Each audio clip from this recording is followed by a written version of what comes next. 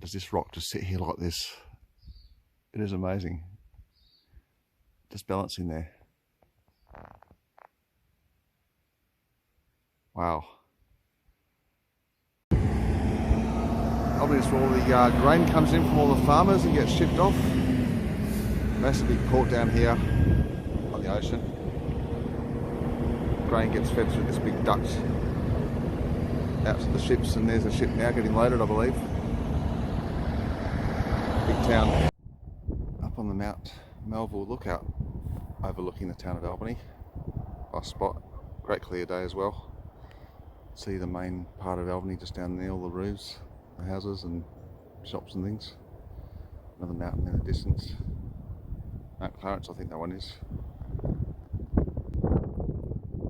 Pretty good views up here. I know why a lot of retirees want to live down here. It's a great lifestyle. A lot cooler than up north. Plus it's got all the facilities.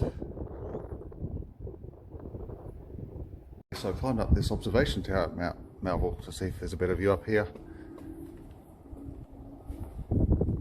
Pretty much seen all that from before.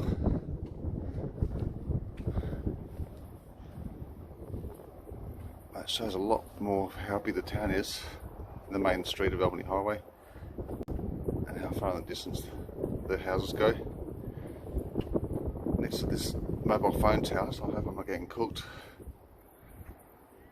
Yeah,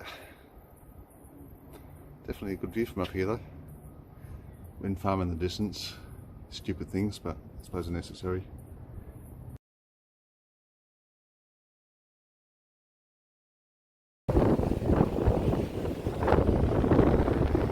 I'm at a place called Nanarup.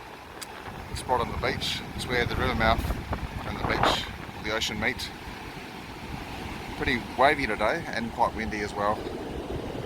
Yeah, nice spot. Not many people here.